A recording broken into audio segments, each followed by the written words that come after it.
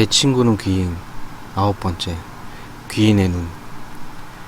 일어나자마자 할아버지를 뵈러 할아버지 방으로 갔는데 할머니랑 엄마가 울고 계셨고, 귀인네 아버지는 귀인을 안고 방 밖으로 나가셨습니다. 할아버지가 돌아가신 겁니다. 귀인네 아버지께서 할아버지 가시는 마지막 길을 다듬어 드리셨고, 장례는 귀인네 집에서 지냈습니다. 그리고 동네 분들과 친척분들이 줄줄이 조문을 왔고, 그때 귀인은 처음 알았습니다. 다들 할아버지를 환가라고 부르는 걸요. 할아버지 성을 그때 처음 알았던 겁니다.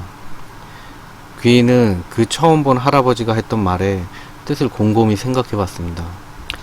환가한테 내 얘기하면 환가가 죽어. 근데 내 얘기 안 하면 네가 죽어. 환가는 귀인네 외할아버지고, 할아버지께 그 처음 보는 할아버지 얘기를 해버렸으니 자기 대신 할아버지께서 돌아가신 것 같다고 생각했습니다.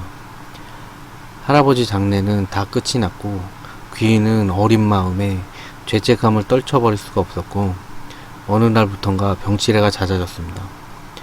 귀인은 부쩍 말수도 적어졌는데, 가족들은 귀인의 이상 행동들이 할아버지의 죽음 때문이라고만 생각할 뿐이었습니다. 그리고 1년 정도 지나서인가 귀인 앞에 1년 전에 처음 본 그 할아버지가 다시 나타나셨습니다. 귀인은 어디서 나온 용기인지 그 할아버지를 향해 달려들었고, 우리 할아버지가 돌아가셨어요 라고 울면서 소리 질렀습니다.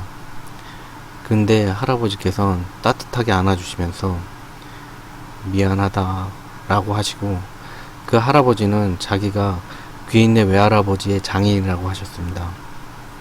그니까 귀인네 외할머니의 아버지 2대를 이어받으신 분이죠. 그 할아버지께서 말씀하시길, 귀인네 집안은 내려오던 업보가 있는데 장의사란 직업은 분명 가시는 분 마지막 길을 다듬어주는 좋은 일을 하지만 나중에 받을 업은 표현이 안 되는 고통이라 했습니다. 귀인네 집 사람들은 장의사가 천직이라는데, 천직은 하늘이 내려주신 직업이라고 해서 부와 명예를 얻는 반면에 몇 대째 이어받으면서 망자의 길을 가꾸면 고통을 일생에 같이 담아두었다가 자기의 죽음에 가까워지면 그동안 담아두었던 고통을 되새김질 하는데, 그때 어른들이 할아버지 방에 들어가지 말라 했던 것도 할아버지께서는 돌아가시기 전에 방해받으면 안 되는 어떠한 일을 하고 계셨다고 합니다. 그때 방해를 받으면 고통은 더 배가 된다고 합니다.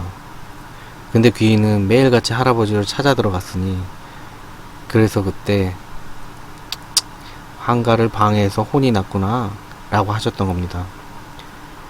할아버지의 고통이 자기 때문에 더했다고 생각이 드니까 귀인은 참 많이 죄송했습니다. 귀인의 외할아버지께서 유달리 귀인을 아끼셨던 이유는 귀인이 대신 짊어져야 하는 걸 알고 계셨기 때문이었습니다.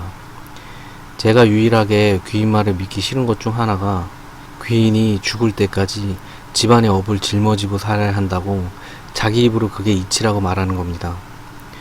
귀인네 집에 삼식이가 태어난 건 그 집안의 마지막을 의미하는데, 그 집의 자손을 이어가려면 삼식이가 필요한 거고, 대신 귀인이 다 안고 포기해야 한다고 했습니다. 그래서 외할아버지께서는 귀인을 유달리 아끼셨고, 삶의 마지막에 귀인이 겪을 고통의 크기는 아직 귀인도 모른다고 합니다. 위에 말을 해주신 외증조부께서는 귀인이 처음으로 본 영가고, 그 뒤로 귀인의 눈에는 안 보였던 게 보였습니다.